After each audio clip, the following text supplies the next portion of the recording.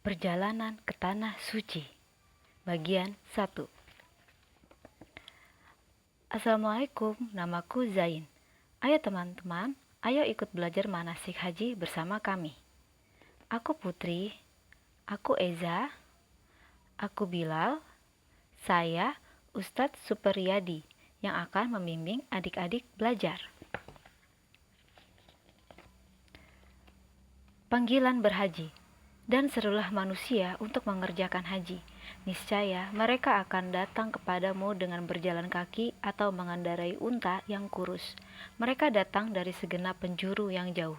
Surat Al-Hajr ayat 27.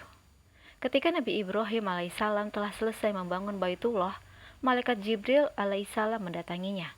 Kemudian Jibril alaihissalam memerintahkan Ibrahim alaihissalam agar menyuruh manusia untuk melaksanakan ibadah haji.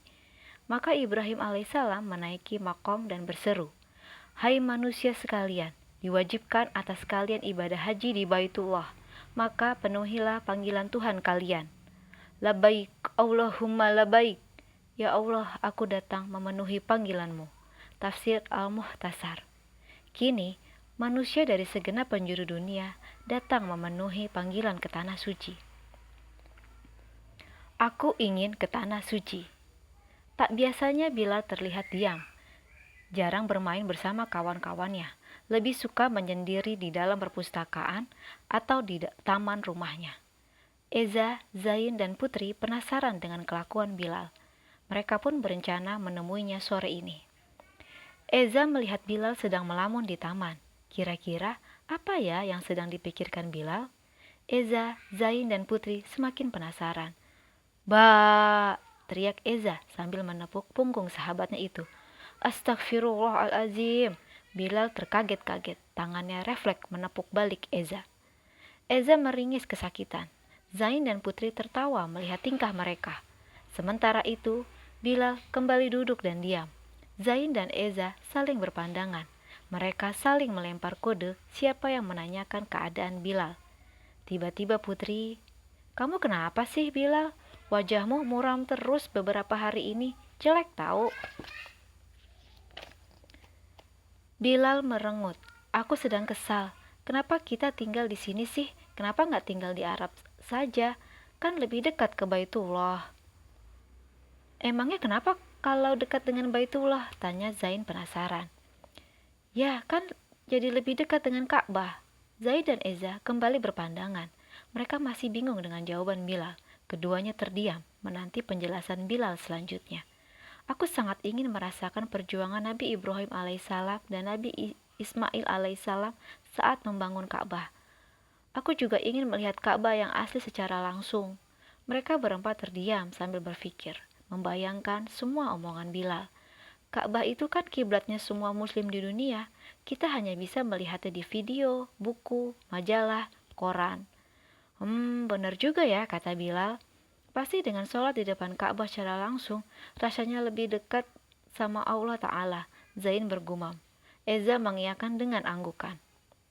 Merasakan langsung sejuknya air zam-zam dari sumbernya, sambil mengingat kisah perjuangan di masa lalu. Eza memandang ke langit. Seakan-akan ada video besar yang menunjukkan segarnya air zam-zam.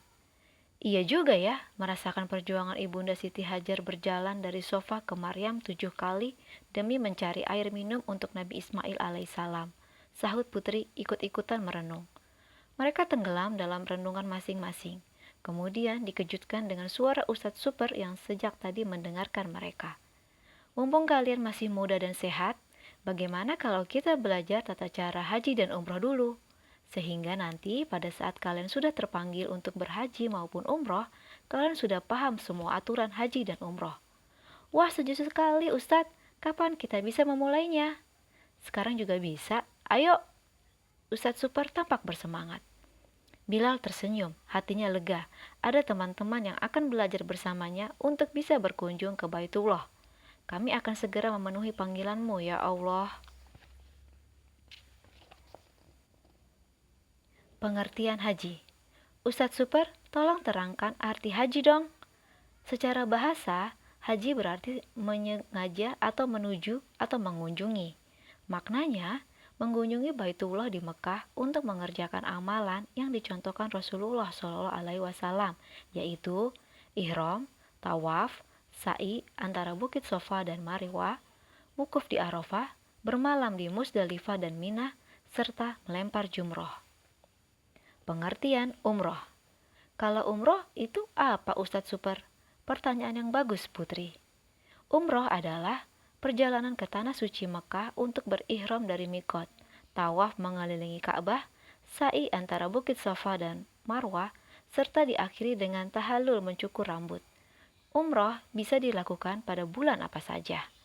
Wah, ternyata lebih ringkas daripada ibadah haji. Syarat haji. Ustadz, apakah setiap orang wajib berhaji? Setiap muslim yang mampu, hukumnya wajib naik haji. Syaratnya ini ya, Ustadz. Syarat haji Islam, berakal, balik, merdeka, mampu. Benar, pintar kamu Zain. Ingat, syarat umroh itu sama dengan syarat haji ya. Coba ulangi syarat haji itu apa saja Bilal? Ada 5 Ustadz, yaitu Islam, berakal, balik, merdeka, dan mampu. Rukun haji. Ada yang bisa menyebutkan apa saja rukun haji itu? Ihram, sa'i, tawaf, ifadah, wukuf. Masya Allah, tepat semuanya. Rukun haji adalah amalan yang harus dikerjakan. Bila ditinggalkan, maka hajinya tidak sah. Sederhanakan, wajib haji adalah rangkaian amalan yang harus dikerjakan. Bila tidak dikerjakan, hajinya tetap sah, tetapi harus membayar denda atau dam. 1. Ihram dari mikot. 2. Wukuf di Arafah sampai matahari terbenam. 3. Bermalam di Musdalifah. 4. Bermalam di Mina. 5. Melempar jamarot. 6. Tahallul. 7. Tawaf wada. Rukun umroh ada 3. Ihram, tawaf, dan sa'i. Gambar mana saja yang mewakili ketiga rukun umroh? Siapa saja yang tidak wajib berhaji? Bantu Eza ya teman-teman, beri tanda silang pada lingkaran putih yang tidak wajib berhaji. Apakah anak-anak, orang dewasa, orang Islam, orang gila, orang sakit, non-muslim?